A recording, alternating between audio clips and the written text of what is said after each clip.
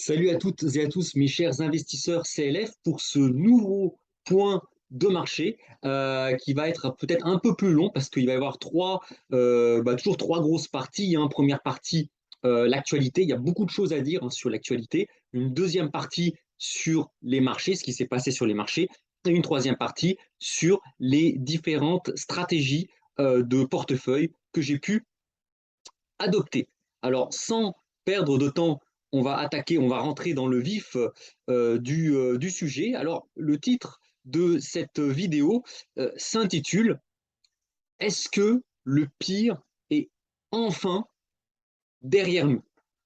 Donc oui, effectivement, ça fait maintenant 2 semaines qu'on observe un beau rebond sur les marchés, hein, suite à la baisse des taux. Et du coup, on est en droit de se poser, est-ce qu'on a atteint les points bas? C'est un petit peu l'objectif de cette vidéo, c'est de vous présenter, hein, alors évidemment, il n'y a pas de vérité absolue, mais les pour et les contre, de peser le pour et le contre pour que chacun puisse se faire une idée. Alors, on va commencer par l'actualité. Donc, en première partie, l'actualité, il y a beaucoup de choses à dire. Alors, la première actualité concerne ce qui se passe sur le front russo-ukrainien. Donc, on a la bataille de Kherson qui se prépare, hein, donc entre des Russes assiégés et les Ukrainiens soutenus par l'OTAN qui veulent reprendre leur ville qui a été envahie par les Russes dès le début du conflit. Que signifie cette reprise de Kherson? Elle permettrait aux Ukrainiens de pouvoir reprendre la Crimée annexée par la Russie en 2014. Elle donnerait une véritable tête de pont aux Ukrainiens pour taper la Crimée. Néanmoins, le temps joue en faveur de la Russie pour plusieurs raisons. Première raison, avec l'arrivée de l'hiver, les offensives ukrainiennes pourraient être ralenties par le froid et les intempéries. C'est connu, hein, dans les pays de l'Est, la Russie, l'Ukraine, on a le général hiver qui fait sa loi, hein. Je vous rappelle que c'est surtout l'hiver russe qui a mis fin à la campagne napoléonienne au début du 19e siècle. Et c'est aussi en grande partie l'hiver russe qui a mis un coup d'arrêt à l'invasion de l'Allemagne, de la Russie par l'Allemagne. Première raison. Deuxième raison, et non des moindres, en novembre, mois prochain, auront lieu les élections de mi-mandat aux États-Unis. Les républicains sont donnés favoris. Or, pour ces derniers, les États-Unis doivent d'abord concentrer leurs forces de frappe contre la Chine et épargner la Russie. Donc, si les républicains pro-Trump gagnent les midterms, je pense que le soutien vis-à-vis de l'Ukraine va fortement ralentir. Parce qu'il ne faut pas avoir peur des mots, il y a une grosse partie du soutien américain à l'Ukraine qui est alimentée, qui est entretenue par les relations d'intérêt qu'aurait une partie du clan démocrate, notamment le fils de Biden, avec certains oligarques ukrainiens. Alors que les républicains, qui ne sont pas forcément mieux, hein, mais les républicains n'ont pas nécessairement de relation avec l'Ukraine. Donc il est possible que si les républicains gagnent les élections de midterm, qu'ils empêchent Biden de continuer le soutien aux Ukrainiens. Et évidemment, ça, Zelensky le sait, et c'est pour ça qu'il essaye de pousser au maximum l'avantage pour regagner un maximum de terrain. Et donc, dans ce contexte, évidemment, si les Américains arrêtent ou ralentissent leur aide aux Ukrainiens, les Européens vont très vite avoir un discours beaucoup moins belliqueux vis-à-vis de la Russie, d'autant plus, et c'est pas pour lui faire injure, que Ursula von der Leyen n'a pas une très grande légitimité.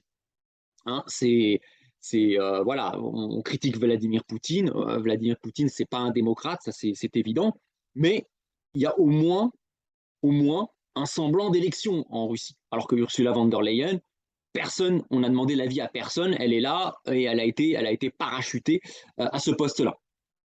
Elle a encore moins de légitimité que Vladimir Poutine. Et donc, si elle se permet de tenir un discours si agressif, c'est parce qu'elle sait qu'elle est protégée par le parapluie américain.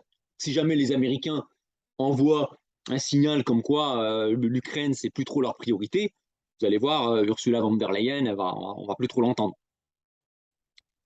Et enfin, dernière raison, pour l'heure, l'automne, particulièrement doux en Europe, nous dispense d'utiliser le chauffage, mais que va-t-il se passer si les températures chutent? Et là, on va commencer à sentir la nécessité d'utiliser l'électricité ou le gaz pour se chauffer. Et donc j'en arrive au deuxième point. Les Américains, pourquoi, si les républicains gagnent les midterms, ils vont arrêter progressivement leur soutien à l'Ukraine? C'est pas par gentillesse, c'est parce que pour les républicains, et on l'a d'ailleurs vu avec Donald Trump, le véritable ennemi, le véritable danger, ce n'est pas la Russie, mais la Chine. D'autant plus que la Chine a fait parler d'elle cette semaine avec Monsieur Xi Jinping qui semble vouloir devenir le nouveau Mao Tse-tung. Donc, avant même d'organiser le congrès du Parti communiste chinois, le président Xi Jinping a pris soin d'organiser une série de purges officiellement au nom de la lutte anticorruption. Alors officieusement, il s'agissait surtout d'asseoir son pouvoir sur le parti en éliminant les factions concurrentes. Donc loin de cacher son ambition, Xi Jinping a même pris soin de mettre en scène ce coup de balai politique. Donc Hu Jintao, son prédécesseur, s'est fait dégager en plein congrès sous l'œil des caméras. Donc vraiment là, Xi Jinping, il affirme son pouvoir, son autorité. Ça, c'est clairement, voilà, on a plus vu ça depuis Mao Tse-tung et Joseph Staline. Et donc, évidemment, contrairement à son prédécesseur, Xi Jinping croit vraiment au bienfait du communisme à l'image de Staline. Il veut casser les monopoles d'entreprise pour mettre les patrons en coupe réglée. Et ça, c'est la grosse différence. Souvent, j'entends dire, oui, ah là là, la France est moins démocratique que la Chine, ou elle est pas beaucoup plus démocratique que la Chine. En réalité, une grosse différence.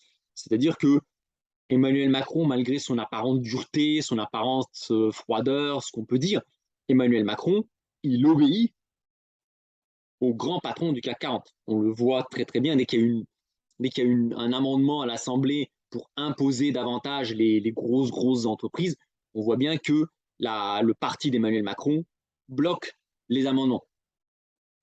En Chine, là pour le coup, on a vraiment, alors pour le meilleur ou pour le pire, on a vraiment Xi Jinping qui est un patron. C'est lui qui met les patrons d'entreprise au pas. On voit qu'il y a une inversion. Chez nous, c'est un petit peu l'inverse. On a un président, Emmanuel Macron, voilà, qui fait preuve, du moins à l'oral, d'autorité, mais on sait très bien qu'il dit tout haut ce que les financiers de sa campagne, les grands patrons du CAC 40, lui demandent de dire. Ça, c'est quand même une grosse différence, hein, alors que Xi Jinping, il fait vraiment ce qu'il veut, ce qui n'est pas forcément mieux. Hein, les marchés, d'ailleurs, ils ont un peu peur. Hein. Et donc, cela va sans doute pousser les États-Unis à davantage se concentrer sur la menace chinoise plutôt que sur la menace russe. Car faut pas se leurrer, la Russie est de toute manière en déclin démographique. La Russie n'est pas vraiment un danger. Elle est peu densément peuplée, elle a un grand espace géographique, c'est vrai, mais elle a une population qui décline et il y a des superpuissances, notamment des États-Unis et la Chine, qui lorgnent sur les matières premières de la Russie. Le conflit en Ukraine, certes, Poutine a agressé l'Ukraine, ça, il n'y a pas de doute là-dessus, voilà, et c'est lui qui a envahi l'Ukraine, mais il ne faut pas oublier que l'objectif du clan Biden était de titiller les Russes via l'Ukraine pour provoquer une révolution de palais en Russie même, en utilisant l'Ukraine, faire tomber Poutine et mettre un gouvernement un peu comme Zelensky, mais en Russie, qui serait pro-américain, afin de pouvoir exploiter les matières premières, les immenses matières premières de la Russie, et donc couper l'herbe sous le pied de la Chine. C'est ça, en fait, les gros enjeux stratégiques. L'Ukraine n'était qu'un passage, n'était qu'un marchepied pour aller s'implanter en Russie. Et donc, on pourrait avoir, avec l'arrivée des républicains à mi-mandat, de se dire, OK, la Russie, on met ça à part et on attaque directement la Chine. Donc voilà un petit peu pour la géopolitique entre la Chine, la Russie et les États-Unis. On va passer à l'actualité politique britannique, parce qu'il y a eu aussi beaucoup de choses au Royaume-Uni. On a Rishi Sunak, le nouveau Premier ministre du Royaume-Uni, qui a été nommé Premier ministre et qui veut, entre guillemets, réparer les erreurs de sa prédécessrice Liz Truss.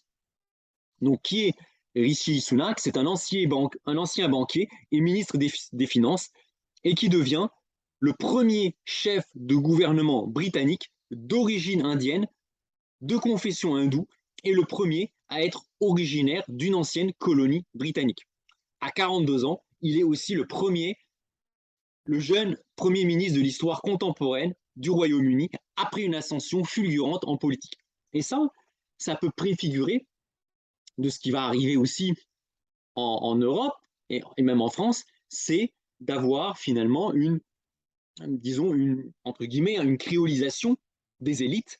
Et ça, c'est quelque chose qui n'est pas forcément mauvais. C'est que progressivement, les personnes originaires de l'immigration, leurs enfants, leurs descendants, progressivement se mettent à avoir des postes de plus en plus importants et finissent, pourquoi pas, par occuper les plus hautes fonctions. Donc là, on le voit clairement au Royaume-Uni, alors après certains disent que c'est bien ou que c'est pas bien. Ce qui est important, moi, ce qui m'intéresse, c'est pas tant ses origines, c'est qu'est-ce qu'il va faire.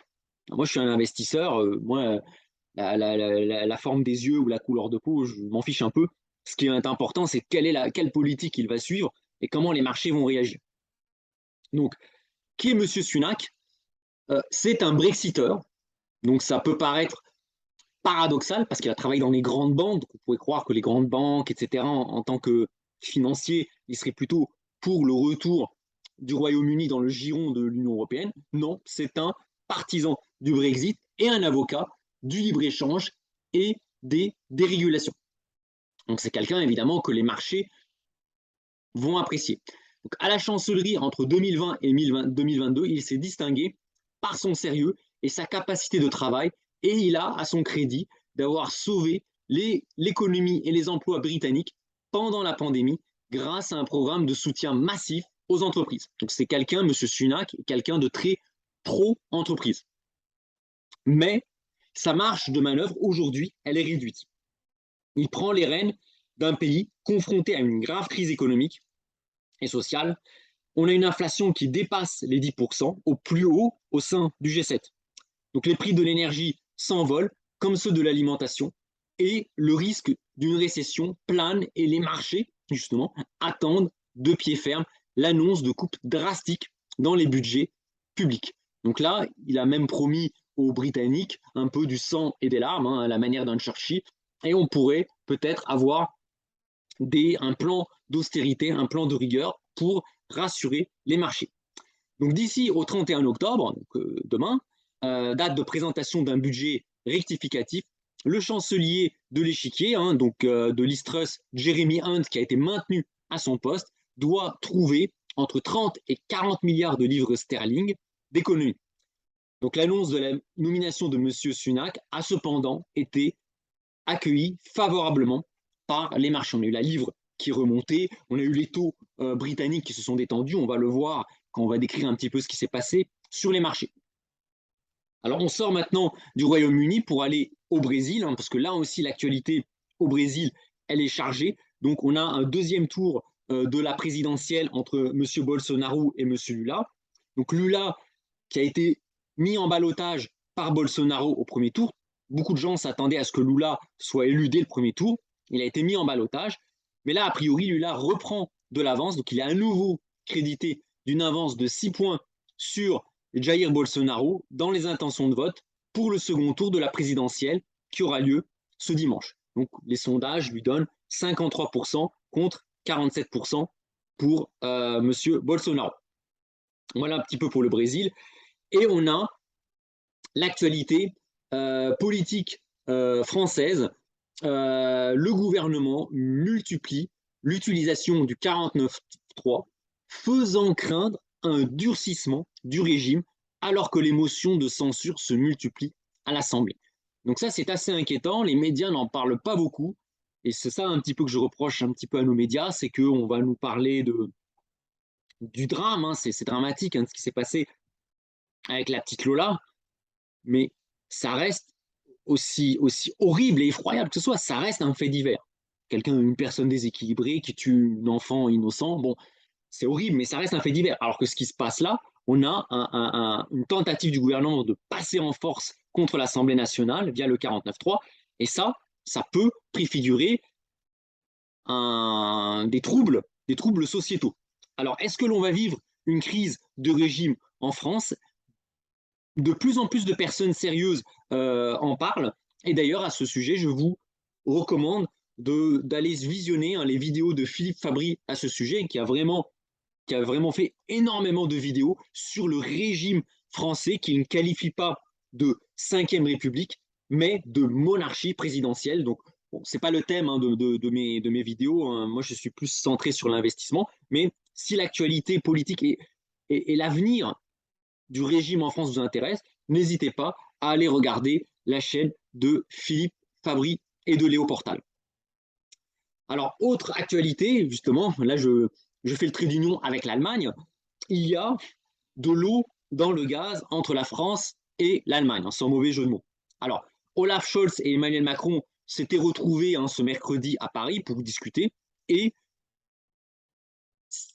l'accueil, l'échange a été assez glacial entre ces deux hommes. Ils ont tenté un petit peu de se rabibocher, mais il y a énormément de dissensions et ils n'arrivent plus à cacher ces dissensions. C'est très compliqué. On se demande si on peut encore parler de couple franco-allemand. Il y a énormément de sujets de fond, de dissensions. Le premier, c'est la gestion de la crise énergétique. La France est plus résiliente que l'Allemagne par rapport à la crise énergétique parce qu'on a un nucléaire, etc. Et donc, du coup, forcément, la France veut tirer la couverture pour elle et a de moins en moins envie d'aider les Allemands. On a la politique de la défense. Je vous rappelle que les Allemands ont fait des partenariats en matière de défense avec des pays de l'Europe du Nord et les États-Unis, en excluant la France. C'est quand même marrant, quand même, deux pays de la zone euro qui sont dans la même zone, qui sont censés être les piliers de la zone euro, et il y a un des deux pays qui préfère faire appel aux États-Unis qu'à son partenaire. C'est un peu, c'est un peu marrant quand même. Hein. Et enfin, troisième source de discorde, c'est que même la vision de l'avenir de l'Union européenne fait l'objet de divergences entre les deux partenaires historiques. Notamment, par exemple, la vue sur l'inflation. On sait que côté français, l'inflation, c'est pas forcément trop mal vu, alors que côté allemand, voilà, les Allemands veulent vite tourner la page de cette période inflationniste.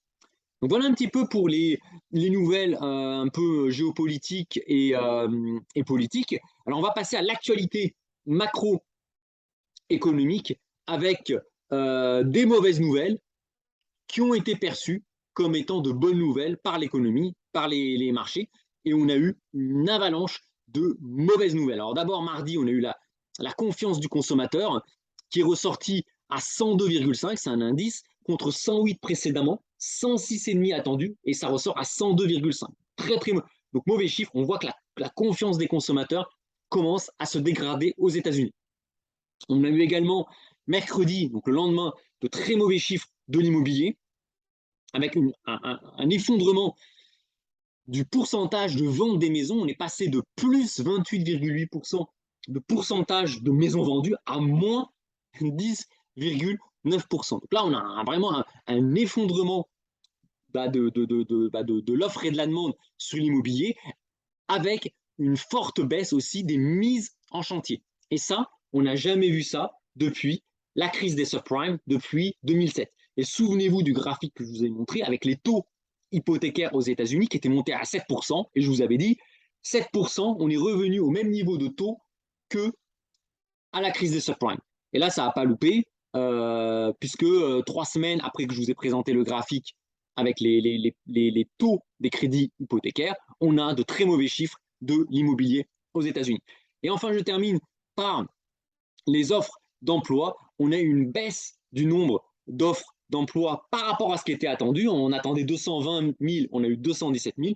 Et on a une baisse aussi de la consommation des biens durables. Alors, c'est mieux que précédemment, mais on était descendu très bas avant, mais ça reste moins bien que ce qu'attendait le consensus. Qu'on a eu des chiffres économiques vraiment pas bons, mitigés, voire vraiment pas bons. Et ça a été plutôt bien interprété par les marchés. Ça, c'est un peu le côté schizophrène des marchés. Je vais vous en parler lorsque je vais présenter l'évolution des marchés. Alors, je continue avec les déceptions sur le plan microéconomique. Hein. Le rebond des marchés aurait pu être beaucoup, beaucoup plus violent, mais cette fois-ci, c'est la microéconomie qui a déçu, notamment côté high-tech. Alors, on a eu Microsoft qui a déçu à cause du ralentissement de Azure. Donc, Azure, c'est la filiale spécialisée dans les technologies de type cloud de Microsoft. On a eu Alphabet, la maison mère de Google, qui a présenté des profils décevants. On a eu Meta, donc Meta c'est Facebook, qui a été sanctionné après la publication d'un bénéfice trimestriel inférieur aux attentes du marché et le titre Facebook a baissé en une séance de 20%. Et on a eu Texas Instruments qui a affiché des perspectives plus faibles que prévu. Donc on a vraiment la high-tech qui commence à sérieusement être impactée par les différentes hausses des taux. On a vraiment deux secteurs hein, finalement qui n'ont a priori rien à voir, le secteur immobilier qui souffre à cause de la hausse des taux hypothécaires et le secteur des high-tech qui commence sérieusement à souffrir. Et ça, évidemment, ça peut, voilà, on peut l'interpréter de deux manières. Il y a deux manières de le voir. Soit on se dit, oh là là, on va rentrer en récession tous aux abris, soit ça va, on se dit, ah bah ça va mettre la pression sur la réserve fédérale pour qu'elle arrête de monter les taux, et ça c'est plutôt positif. C'est le côté schizophrène un petit peu des marchés. Et d'ailleurs, je termine avec l'actualité monétaire.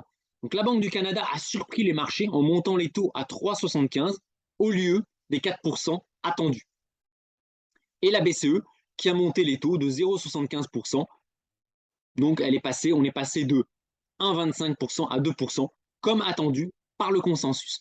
Donc là, les marchés commencent à anticiper une sortie prochaine du durcissement des conditions monétaires. Et là, on se pose la question, est-ce qu'on est à la fin du plus grand krach obligataire jamais observé depuis des décennies? Et je vais vous donner mon opinion, c'est mon opinion humble, hein, qui n'engage que moi, bien évidemment, mais je vais essayer de vous donner un petit peu ma vision sur la situation. Donc justement, maintenant, j'attaque la deuxième grosse partie de cette vidéo sur les marchés, qu'ont fait les marchés. Alors, on va commencer par le marché obligataire. Alors là, les taux français enregistrent une détente assez forte, assez spectaculaire, puisque en une semaine, on passe de 3,16 à 2,70%. Donc, on a quand même une baisse de 50 points de base des taux longs français. Et ça a donné vraiment une bouffée d'air aux investisseurs. Pareil, hein, au Royaume-Uni. Alors au Royaume-Uni, c'est encore plus fort parce qu'en plus des perspectives de ralentissement, d'arrêt des hausses des taux des banques centrales, on a aussi le départ de Liz Truss qui a beaucoup rassuré les marchés. Donc les taux longs enregistrent une spectaculaire détente au Royaume-Uni de 130 points de base. Et enfin, aux États-Unis, les taux reviennent au niveau des 4%. Donc les taux aux États-Unis ont perdu plus de 30 points de base. Et même aux États-Unis, on commence à entrevoir peut-être la fin du durcissement de la politique monétaire de la Réserve fédérale.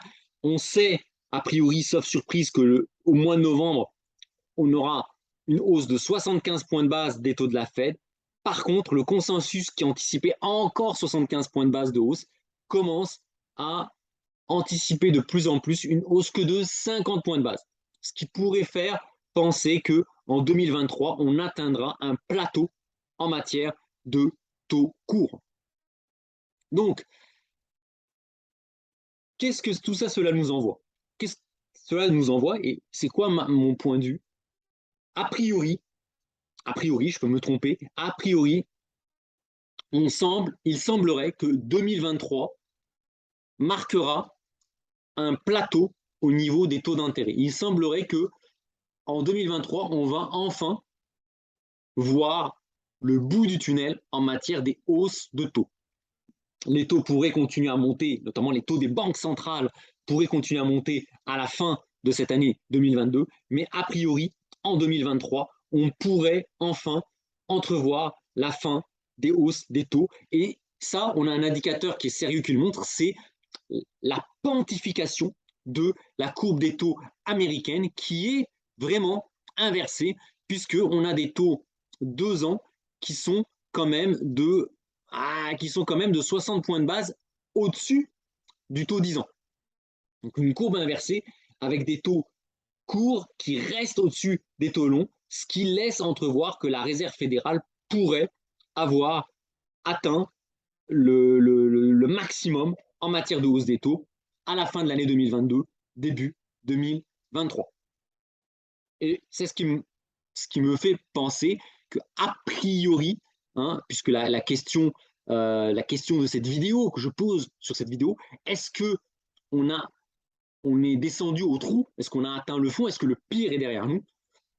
A priori, je peux me tromper, il semblerait que sur les marchés obligataires, on, on est passé le plus gros du crack obligataire. Il semblerait que le plus gros du crack obligataire soit derrière nous. Alors maintenant, c'est une question, toutes les classes d'actifs ne vont pas réagir de la même manière. Donc là, on va passer au spread de crédit. Alors, on va aller assez vite parce qu'il ne s'est pas passé grand-chose. Hein. Donc, on a des spreads de crédit qui sont relativement stables entre la France et l'Allemagne et entre l'Italie et l'Allemagne. Donc ça, on passe assez vite là-dessus. Sur les spreads, pas grand-chose à noter. Et on enchaîne sur le marché d'échange parce que là, il y a eu des choses sur le marché d'échange, notamment sur l'euro-dollar. Donc là, sur l'euro-dollar, on a eu un retournement puisque l'euro a rebondi sur la zone des 95 centimes de dollars et on est bien remonté pour revenir tester la parité. Au moment où je vous parle, on est autour de la parité entre 0,99 et 1,01. C'est vraiment la parité. Hein. Là, on est à quelques BP. Alors, autant quand on était à 0,95, 0,96, là, on pouvait dire on commençait vraiment à s'enfoncer. Là, on est autour de 1 point. 0,99, 40. Hier, on était à 1,0050. Bon, on est autour de la parité. Donc, on a eu un beau rebond de l'euro par rapport au dollar. Et là encore, un petit peu à l'image de ce que je disais sur les taux, est-ce que l'euro a touché son point bas par rapport au dollar? Alors autant sur les taux, je suis plutôt confiant. Je pense que sur les taux, on a atteint vraiment des niveaux. Je pense qu'on a atteint des sommets et que là, les taux sont en train de rebaisser et que du coup, que le prix des obligations augmente. Autant sur la parité euro-dollar, je suis plus sceptique. Je suis plus sceptique parce que ça dépend de beaucoup de facteurs. Le Forex, il y a énormément de facteurs qui jouent. Alors, le facteur de différentiel de taux entre la Fed et la BCE va plutôt jouer en faveur de l'euro. Si on pense que la Fed va arrêter de monter ses taux, on pourrait avoir une stabilisation de l'euro autour de la parité. Donc ça, c'est plutôt positif. Il y a un autre facteur qui est positif pour l'euro, c'est si jamais les républicains gagnaient les midterms, ils pourraient mettre fin à la guerre en Ukraine. Aujourd'hui, les personnes, le pays qui détient la clé de la fin du conflit entre la Russie et l'Ukraine, ce sont les États-Unis. Si les républicains remportent les midterms et que, comme je le pense, qu'ils décident de focaliser leur attention sur la Chine, Zelensky va rentrer dans l'ordre. Zelensky, il est très, voilà, il veut, c'est normal, il défend son pays et bravo, c'est tout en son honneur. Il a été attaqué, c'est normal qu'il se défende. Mais si les républicains commençaient à dire bon, maintenant on négocie, on arrête le carnage, bah, vous allez voir, hein, le ton va baisser. Monsieur Poutine va aussi se calmer parce que bon, Monsieur Poutine il parle de beaucoup de nucléaire, mais bon, voilà, la Russie ne pèse pas. Là encore, moi je suis pas pro tout, mais la Russie ne pèse pas beaucoup par rapport aux États-Unis. Ce sont les États-Unis d'Amérique qui donnent le là. Donc, dès lors que les républicains disent à Poutine, écoute, on va tout mettre sur la table, tu ne perdras pas la face dans ce conflit. Voilà, et, bon, maintenant il faut quand même, voilà, tu peux pas envahir l'Ukraine comme ça. Vladimir Poutine va rentrer dans le rang. Il essaiera de montrer à son peuple qu'il a gagné, qu'il a protégé les populations russophones du Donbass, mais il va rentrer dans le rang. Et dès lors que ça va se calmer, l'euro va remonter, parce qu'une grosse partie de la baisse de l'euro que vous voyez là elle est liée à la guerre en Ukraine. Donc ça, c'est un facteur, un autre facteur qui pourrait soutenir l'euro. Alors pourquoi je suis quand même circonspect? C'est parce qu'on a quand même de gros problèmes en Europe. On a vraiment les tensions entre la France et l'Allemagne. Et ça, les marchés, pour le moment, ne le pricent pas. Le jour où ces tensions vont s'aggraver entre la France et l'Allemagne, hein, Olaf Scholz et Emmanuel Macron ne parlent pas du tout la même langue, sans mauvais jeu de mots, là encore. Là, on pourrait, si les marchés commencent à, ne serait-ce qu'à envisager une perspective, un risque que l'euro puisse éclater, que la zone euro puisse éclater, alors là, l'euro peut partir à la cave. C'est pour ça que voilà, je suis plus circonspect. Autant les taux, je pense qu'on a atteint un plafond, autant sur l'euro-dollar, voilà, il y a des forces qui montrent que l'euro peut remonter, peut continuer à monter, mais des forces qui poussent l'euro vers le bas. Alors on passe vite fait hein, par rapport au franc suisse, hein, bah, si l'euro est remonté par rapport au dollar, bah, l'euro aussi remonte par rapport au franc suisse. Et aussi, l'euro par contre baisse par rapport à la livre sterling, mais c'est pas que c'est l'euro qui s'affaiblit, c'est la livre sterling qui se renforce parce que les marchés ont plus confiance au gouvernement qui vient de se mettre en place. Donc voilà un petit peu sur les marchés d'échange. Maintenant, on va passer sur la troisième, la quatrième classe d'actifs qui est le marché action. Alors sur les marchés actions, pas mal de choses à dire. Le CAC 40 a repassé le cap symbolique des 6000 points. Donc on est en hausse. Donc ça, c'est bien. Donc la détente sur les taux profite aux actions. Mais attention, le CAC va arriver sur un gros niveau de résistance avec en ligne de mire la zone des 6400 points que le CAC 40 n'avait pas réussi déjà à franchir au début septembre. Et là, on risque de buter à nouveau sur cette zone. Alors, sur le Dow Jones, c'est très intéressant. Donc, j'ai énormément travaillé le Dow Jones. Alors, donc le Dow Jones confirme un double creux. Là, on voit un W, hein, la baisse du mois de septembre, qu'on a touché 28 500. On a tenté un rebond début octobre. On est revenu tester les plus bas de fin septembre avant de repartir à la hausse. Donc, on a eu un W. Et là, en fait, ce qui se passe, c'est que c'est très intéressant. En pas horaire, le Dow Jones est dans un canal haussier. Vous voyez le petit canal en bleu là que vous voyez. En pas horaire, on est dans un canal haussier. Par contre, en pas journalier, depuis le début de l'année, on a ce canal, ce large canal baissier en rose. Et là, on voit que les deux canaux vont se croiser.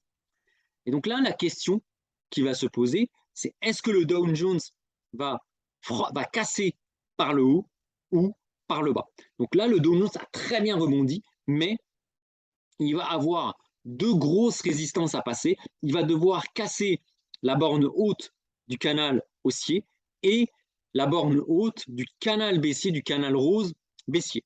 S'il arrive à casser ces deux canaux et à partir vers 34 000 points, là, on pourrait commencer, en plus 34 000 points, ça correspond quasiment à 20% de hausse depuis les plus bas.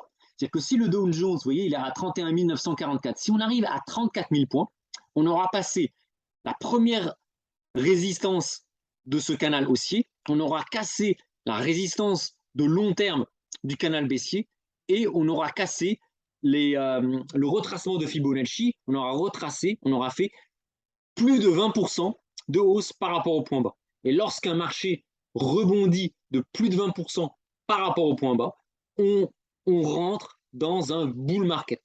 Donc la zone là des 30, située entre 33 et 34 000 points, sera déterminante. Donc là, a priori, on est sur 32 000, on est autour de 32 000 points. Il y a des chances que le Dow Jones arrive à recasser les 32 000 points, à titiller ici.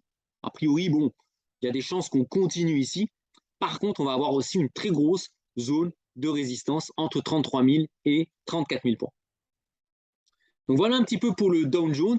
Alors on va passer assez vite. Alors sur le Nasdaq, la configuration, elle est beaucoup plus fragile. Techniquement, c'est beaucoup plus fragile. On a vraiment si on devait tracer un canal haussier, on est plutôt dans le bas du canal haussier. Donc on risque on est même plus proche des records à la baisse que des plus hauts. Donc le Nasdaq est beaucoup plus fragile. Pourquoi? Il n'y a pas que la technique, que l'analyse technique qui le justifie, il y a la microéconomie. Hein. Il y a eu beaucoup d'entreprises, des grosses, qui ont présenté des résultats assez décevants et le marché commence à les sanctionner. Donc, sur le Nasdaq, la situation, elle est beaucoup plus fragile, non seulement sur le plan technique, mais également sur le plan fondamental. Alors, au niveau du Nikkei, on a eu un beau rebond du Nikkei, hein, à l'image des autres places. Hein, le Japon suit un petit peu les pays européens, avec ceci étant une politique monétaire plus accommodante. Donc, on a moins de baisse du Nikkei liée à la hausse des taux, parce que les taux au Japon n'augmentent pas. Alors, l'autre grosse actualité, hein, sur les marchés, c'est la bourse chinoise qui s'effondre littéralement. Regardez un petit peu en espace d'une semaine, la bourse chinoise a perdu plus de 10%. C'est énorme. Alors qu'on avait déjà commencé à baisser, mais là, on perd 10% en une semaine. Pourquoi? Parce que les marchés ont très peur que Xi Jinping mette en place un régime très proche de celui de la collectivisation qu'avaient fait Joseph Staline et Mao Tse-tung. Et là, on le voit ici, hein, le marché action chinois, il est quasiment à 50% de baisse depuis ses plus hauts au début de l'année 2021. Et là, on est quasiment, hein, le marché chinois, on est revenu en dessous du point bas de mars 2020. C'est la seule place au monde où la bourse chinoise a enfoncé ses plus bas du cœur de la crise du Covid. Hein, quand si vous regardez les autres indices, on est la plupart des autres indices, on est même au-dessus du niveau d'avant la crise du Covid. On est au-dessus. La bourse chinoise, elle est en dessous du niveau post-crise Covid. On est en dessous des creux de la crise du Covid. Donc évidemment, ça pose une question, est-ce que c'est intéressant d'entrer sur les marchés chinois? Et là encore, je n'ai pas de questions toutes faites. Hein, ça, c'est vraiment une approche, il faut avoir une approche patrimoniale de la chose. Tout dépend de votre horizon de placement. Si vous avez un horizon qui se chiffre en semaines ou en mois, attention, attention, il faut faire preuve vraiment de beaucoup de prudence. Maintenant, si vous avez un horizon de très long terme, ça peut être intéressant parce que la Chine, que ce soit avec ou sans Xi Jinping, la Chine, de par sa population, de par son potentiel économique, a de grandes chances de devenir la première puissance économique mondiale. Alors, elle sera sans doute talonnée par l'Inde, qui est en train de monter également, mais à très long terme, la Chine reste une bonne source de diversification en matière d'investissement. Par contre, à court terme, c'est dangereux, c'est-à-dire s'amuser à jouer son patrimoine avec de l'argent dont on peut avoir besoin à horizon quelques semaines, quelques mois, c'est pas forcément la meilleure idée. Alors l'Inde, bon, la bourse indienne se stabilise à des niveaux élevés. Il n'y a pas grand-chose à dire sur la bourse indienne. C'est un peu le calme plat. Et sur l'Afrique du Sud, qui suit un petit peu les bourses occidentales, mais toujours avec des amplitudes beaucoup plus faibles. Alors sur le Brésil a un petit peu déçu cette semaine. Pourquoi? Parce que les marchés recommencent à pricer le fait que Bolsonaro peut être battu par Lula. Et les marchés, clairement, préfèrent que Bolsonaro regagne un deuxième mandat au Brésil que ce soit Lula, pour des raisons de politique. Bolsonaro a une politique beaucoup plus centrée sur les entreprises, alors que Lula a une politique beaucoup plus sociale. Or, les marchés, quand vous prononcez le mot social, les marchés, ils n'aiment pas trop le mot social. Ils préfèrent le mot libéral. Voilà. C'est ce qui explique que la bourse brésilienne, elle tangue un peu. On va avoir les résultats définitifs de la présidentielle dès demain, dès après-demain, dès ce dimanche. Et à mon avis, lundi, quel que soit le sens des élections, ça va pas mal bouger sur la bourse brésilienne. Donc voilà un petit peu ce que j'avais à dire sur les actions. Alors c'est quoi mon analyse sur les actions? mon point de vue, je pense qu'on va avoir enfin, une décorrélation entre les obligations et les actions. Parce que là, ça fait déjà presque un an que les actions et les obligations évoluent avec une corrélation proche de 1, ce qui a été un carnage pour la gestion traditionnelle. Hein, vous savez, les portefeuilles, les gérants qui font du 50-50, hein, tout a baissé en même temps, avec les obligations qui ont même baissé encore plus que les actions. Là, on pourrait avoir une décorrélation entre les deux classes d'actifs. Alors, autant je suis plutôt optimiste sur les obligations parce que, a priori, je ne vois pas les taux continuer à remonter. Hein. Déjà, les marchés price un taux des Fed Funds aux États-Unis de quasiment 5%. Donc, je vois mal les marchés pricer 6, 7, 8% les taux de la Réserve fédérale. Donc, a priori, au niveau obligataire, on a atteint le fond. On est peut-être en train de rebondir. Par contre, sur le marché action, attention, si on commence à pricer la récession, donc le ralentissement de l'inflation avec l'arrivée de la récession, elle est bonne pour les obligations. Par contre, elle n'est pas bonne pour les marchés actions. Donc, on pourrait avoir une décorrélation avec des obligations qui continuent à remonter. Par contre, des marchés actions qui peuvent, je dis bien qui peuvent rebaisser. Donc là, on pourrait assister à une décorrélation. Alors maintenant, on va passer sur les métaux précieux. Et on a eu des déceptions hein, sur les métaux précieux. L'or déçoit. Honnêtement, j'étais très déçu par le comportement de l'or, qui a certes rebondi un petit peu hein, dans le sillage de la baisse des taux, mais ça a été un rebond très poussif. Et on voit que le seuil des 1620 $ reste encore à portée de main, il reste encore menacé. Alors sur l'argent, la configuration est plus favorable sur l'argent. Vous voyez, on est là, on est quand même au-dessus, bien au-dessus des plus bas. Par contre, on a quand même le métal gris qui sous-performe aussi les marchés actions. Alors sur le palladium, c'est pas bon du tout. On a une mauvaise passe pour le palladium qui est en baisse continue depuis plusieurs semaines et on vient même d'enfoncer la zone des 2000 $. Et à contre-courant des autres métaux, on a le platine qui a bien rebondi, qui rebondit. Par contre, attention, est-ce que c'est juste un rebond technique sur la zone des 800 $? On est maintenant à 950 $. Est-ce que c'est un rebond technique? À voir. Ce qui va être intéressant, c'est de voir est-ce que le platine va casser la résistance majeure des 1000 $ l'once. Donc voilà un petit peu sur les métaux précieux. Alors là encore, sur les métaux précieux, je ne vous cache pas que je suis très... c'est là où j'ai le plus de mal à voir. Parce que d'un côté, la baisse des taux doit favoriser la remontée des métaux précieux.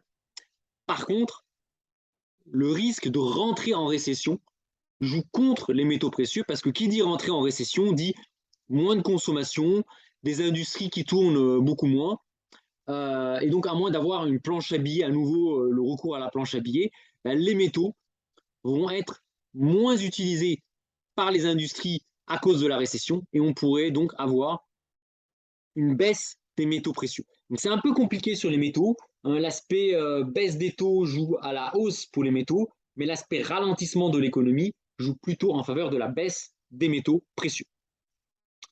Alors je continue sur les matières premières. Alors sur les matières premières, sur le court terme, le pétrole a rebondi, mais la tendance reste dégradée sous la zone des 100 $.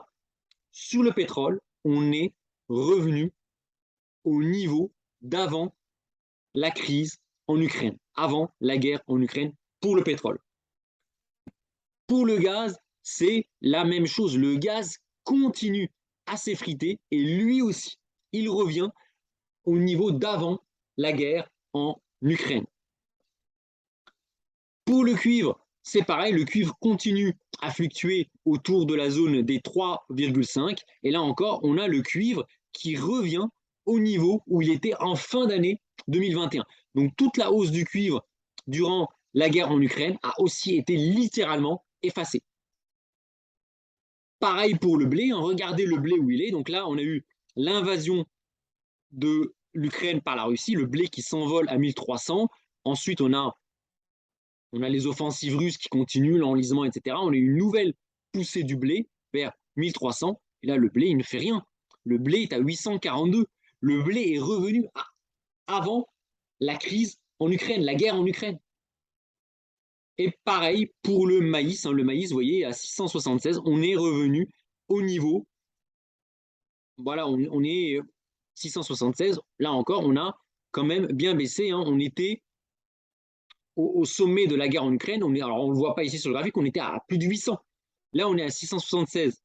Donc, on a quand même un ensemble de matières premières qui a quand même énormément baissé. Et là, moi, je me pose quand même une question, un coup de gueule. Avec la baisse des matières premières, les dirigeants n'ont plus sans cesse à utiliser la guerre en Ukraine pour justifier l'inflation. Donc là, il faut vraiment arrêter que nos dirigeants ils utilisent sans cesse le prétexte de la guerre en Ukraine pour nous parler d'inflation, parce qu'avec des prix des matières premières revenus en dessous des niveaux pré-guerre en Ukraine, il n'y a aucune raison pour que les autres prix ne suivent pas à la baisse. Sauf si on commence à avoir des spirales de boucle prix-salaire. Sauf si c'est l'inflation des salaires ou des profits qui emboîte le pas à l'inflation primaire, qui est l'inflation énergétique et alimentaire. Mais aujourd'hui, si on regarde le niveau des prix de l'énergie et des matières premières alimentaires, on est revenu au niveau qu'il y avait à la fin de l'année 2021. Il n'y a pas de quoi, paniquer. Il n'y a pas de quoi, voilà. Sauf évidemment si on a d'un côté des entreprises qui profitent de l'inflation pour augmenter leurs marges, et de l'autre des salariés qui profitent aussi de l'inflation pour s'octroyer, pour demander des hausses de salaire. Mais si on regarde vraiment les matières premières alimentaires et énergétiques, a priori, l'inflation devrait s'épuiser d'elle-même. C'est pour ça que je suis plutôt optimiste sur la remontée des prix des obligations, donc la baisse des taux. Alors, je termine par les cryptos. Il n'y a pas grand-chose sur les cryptos. C'est le calme plat. On est à 19 000, 20 000. Pas grand-chose. Sur le Bitcoin, pareil sur l'Ethereum, on est entre 1300, 1400, 1500 $. Il n'y a pas grand-chose à noter. Ça ne sert à rien pour le moment de s'attarder. Par contre, à surveiller, le seuil, si l'Ethereum passe la zone des 1600, 1700 $, et si le Bitcoin passe la zone des 21 22 000 $, on pourrait avoir une forte accélération à la hausse de ces deux cryptos. Alors, conclusion. Les marchés semblent se calmer. Les marchés occidentaux, actions et obligataires, semblent évoluer de concert à la hausse, au moment où je tourne la vidéo. Mais en y regardant de plus près, la hausse des obligations est plus vigoureuse que celle des actions. On semble avoir atteint les points bas sur l'obligataire, mais la situation, pour moi, est plus fragile sur les actions. En effet, si on passe d'un scénario de stagflation à la récession, les obligations pourraient continuer à monter, alors que les actions se mettraient à baisser à cause des craintes de chute des résultats des entreprises. Et donc on pourrait assister à une décorrélation des deux principales classes d'actifs d'investissement, à savoir les actions et les obligations. Voilà un petit peu pour la conclusion de ce point de marché. Et maintenant, j'attaque la dernière partie de cette vidéo sur mon portefeuille. Alors, sur mon portefeuille, alors il y a du plus et du moins. Alors, mes différentes positions prises sur le court terme, notamment, j'ai beaucoup fait des achats-ventes sur les actions, sur les obligations. Ça m'a permis, ici, en termes de plus-value réalisée, ça m'a permis de retrouver quasiment mes niveaux, mes plus hauts niveaux historiques en matière de plus-value réalisée. Donc ça, là, je ne suis pas mécontent de moi, je suis plutôt content. Ça, c'est plutôt positif. Alors, c'est plutôt positif. Autre point intéressant, c'est que ma performance totale, elle remonte. On était à moins 9% il y a encore 10 jours. On est maintenant à moins 6,47%. Là, on voit cette courbe un peu en W, un peu à l'image des actions. On a ce W là. On a à nouveau ma performance qui remonte sur ma performance totale, cette fois-ci, qui remonte. Autre point intéressant, c'est le ratio de latence. On a un ratio de latence qui était tombé très très bas, on était tombé à 2%, on est remonté à 10,33% de ratio de latence avec un stock de plus-value latente qui revient à quasiment 300 euros. Hein. Je rappelle, il y a 2 semaines, j'étais peut-être à 30 ou 40 euros de plus-value latente maximale que je pouvais liquider. Maintenant, j'arrive à quasiment 300 euros de plus-value latente que je peux réaliser. Donc ça, c'est plutôt positif. Et enfin, on a la réserve de marge disponible qui, elle, tourne à peu près autour de 85%. Donc on a légèrement baissé, on était monté à 87%. Là, on est redescendu à peu près à 85%. Alors, au niveau du portefeuille maintenant, de mon portefeuille, donc là, vous avez le détail de mes lignes. Qu'on a un portefeuille obligataire, je vous avais dit que les obligations sont reparties à la hausse. Et j'ai un portefeuille obligataire qui est devenu positif. Le gros de mes plus-values latentes, il se situe au niveau de mon portefeuille obligataire. Donc ça, c'est plutôt, je suis content parce que contrairement aux actions, les obligations, je ne peux pas les garder indéfiniment. Tous les 3 mois, il y a un roll, ce qu'on appelle un rollover des positions obligataires qui est effectué. Et donc, du coup, je ne peux pas me permettre d'avoir trop de moins-value latente ici, sous peine que ça devienne des moins-values réalisées que je subis sans finalement contrôler le timing. Donc ça, c'est plutôt très positif. Alors, sur les actions, je suis encore en moins-value, hein, moins 707 euros. Alors, les marchés actions ont rebondi, mais pas évidemment, pas suffisamment pour que je passe dans le vert, sachant que, et ça j'en parlerai en fin de vidéo, en voulant à tout prix me décorréler des marchés obligataires, en fait j'ai pris une position short, donc vendeuse sur les actions américaines, et je subis, en fait je suis en moins-value sur une partie de mon portefeuille actions à cause des positions short. C'est-à-dire que j'ai vendu le Dow Jones à 30 000 points, et là le Dow Jones cote 32 000 points. Donc je suis en perte sur cette position, et ça me met pas très très à l'aise, on va dire. Alors sur les métaux précieux, donc évidemment c'est là où j'ai le plus de moins-value, hein, moins 1000 euros, 1100 euros de moins-value, hein, essentiellement à cause de l'argent et de l'or. Sur les matières premières, je suis en moins-value aussi, mais bon, moins 200 euros, c'est pas non plus la mer à boire. Sur les cryptos, je suis en moins-value 330 euros, c'est pas non plus la mer à boire, sachant que je suis rentré sur le Bitcoin quand il était à plus de 40 000 dollars. Finalement, limiter les moins-values à 339 euros, ça aurait pu être pire. Sur les dérivés, c'est flat, il n'y a rien à dire. Et sur le Forex, je suis en légère moins-value de 75 euros à cause de l'effondrement de la chute du yuan chinois par rapport au dollar. On voit, je suis gagnant sur l'euro-dollar, sur l'euro sterling, sur l'euro franc suisse. Par contre, je suis perdant sur l'euro, sur le dollar yuan chinois. Donc là, vous avez un petit peu le graphique de mon allocation d'actifs. On voit qu'il y a un équilibre. Hein. J'ai équilibré mon portefeuille obligataire en investissant dans des obligations à 2 ans de l'État américain. Pourquoi? Parce que le taux 2 ans américain est à 4,5% et je parie qu'on n'ira pas beaucoup plus loin, beaucoup plus haut sur les taux courts américains. Donc j'ai un portefeuille obligataire assez, assez équilibré, hein, avec des obligations courtes américaines, des obligations longues américaines, des obligations françaises, des obligations allemandes et un petit peu d'obligations indexées à inflation, des obligations anglaises et des obligations italiennes.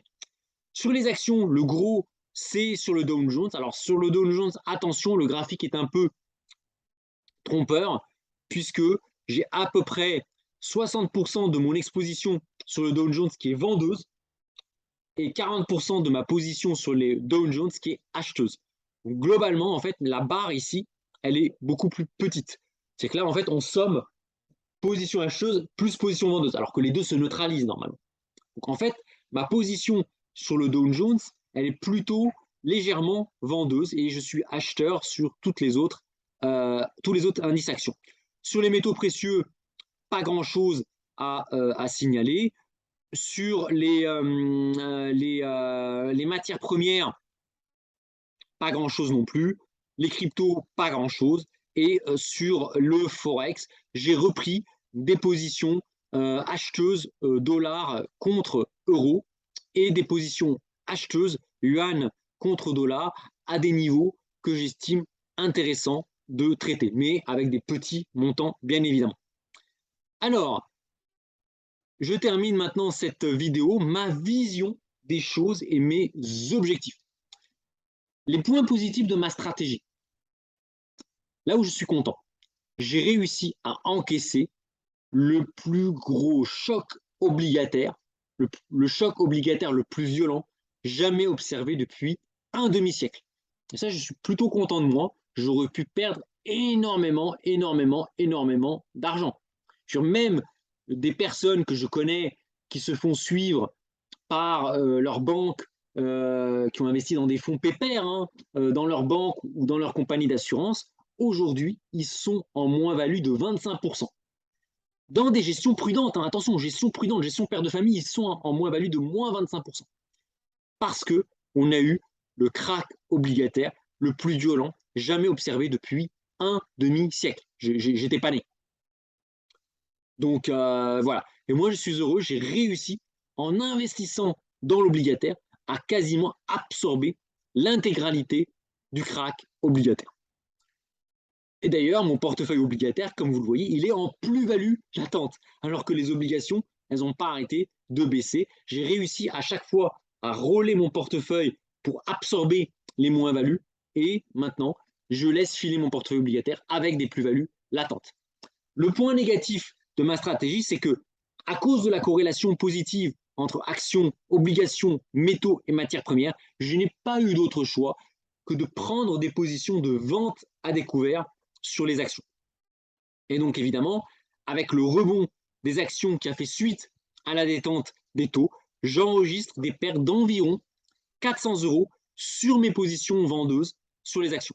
Donc évidemment, cela pénalise mon portefeuille qui aurait pu, si j'avais rien fait sur les actions, qui aurait pu revenir avec une performance de moins 4,9% au lieu des moins 6,5% observés actuellement. Bon, néanmoins, je suis encore largement surperformant, je surperforme largement le marché action, qui est quand même le marché qui surperforme. Hein. Le marché action surperforme les métaux précieux, il surperforme les matières premières et il surperforme largement les cryptos et les obligations. Mais le marché action est encore en moins-value depuis le début de l'année, à moins 12, moins 13%. Et moi, je suis content, je suis à moins 6,5% depuis le début de l'année, donc je surperforme encore le marché action. Alors, c'est quoi ma stratégie? Même si les taux baissent à cause du reflux de l'inflation, les craintes de récession pourraient faire refluer les actions sans provoquer de nouvelles secousses sur l'obligataire. On pourrait avoir une décorrélation entre les actions et les obligations. Si les marchés rebaissent, les marchés actions, je serai donc en partie protégé par mes positions short prises sur le Dow Jones. En revanche, si les marchés repartent à la hausse, voire même reviennent vers le record historique, finalement, je ne perdrai pas ma chemise car je reste globalement long sur les actions et même très long sur l'ensemble des classes d'actifs. Mais le seul risque que j'ai, si jamais on a pour moi, finalement, le pire scénario, c'est que les marchés actions repartent en ligne droite et battent leur record et que les autres marchés, finalement, fassent du surplace. Donc, pour moi, finalement, le seul risque, même ce risque extrême pour moi, c'est que ma performance continue quand même à s'améliorer hein, si les marchés actions montent en ligne droite. Par contre, évidemment, je vais finir par sous-performer le marché action. Donc, j'aurais perdu quand même une partie de mon pari, mais même dans ce pire cas, j'aurai quand même une performance qui ne sera pas dégueu. Voilà. Donc, voilà un petit peu pour cette vidéo qui a été un petit peu longue, mais on est là, vous voyez, on est dans des moments charnières. C'est pour ça qu'on surveille, on allait regarder, on a énormément de choses qui se passent. Hein, le conflit russo-ukrainien qui va rentrer dans une phase décisive avec Kherson. On a ce qui se passe en Chine avec Xi Jinping qui prend les pleins pouvoirs. On a les élections de midterm aux États-Unis. les élections au Brésil, on a le coup de force d'Emmanuel Macron pour essayer de prendre le pouvoir quelque part par rapport à l'Assemblée nationale. Donc, il y a beaucoup d'actualités.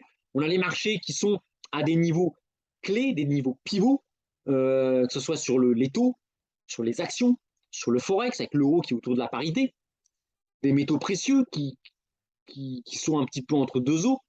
On a énormément de choses et évidemment, j'ai été très, très, très actif sur mon portefeuille puisque globalement, j'ai quasiment traité en termes d'aller-retour, d'achat, de vente, j'ai quasiment traité l'équivalent de un demi-million d'euros en vendant, en achetant le volume que j'ai traité sur mon portefeuille s'élève à un demi-million d'euros. Donc voilà, une grosse semaine. Et je me prépare. Je ne sais pas dans quel sens ça va aller. Je vous ai donné mes opinions, mes points de vue, mais évidemment, cela n'engage que moi. Voilà, écoutez, ben, en tout cas, je vous souhaite un, un excellent week-end, de bonnes vacances pour celles et ceux qui partent en vacances durant la Toussaint, un bon week-end prolongé pour celles et ceux qui feront le pont ce lundi, et j'espère vous retrouver dans une semaine pour un nouveau point de marché. Je pense qu'on y verra un petit peu plus clair, mais je vous donnerai ma vision à ce moment-là. Voilà, bah écoutez, prenez bien soin de vous et de vos proches, et je vous dis à dans une semaine. Salut tout le monde!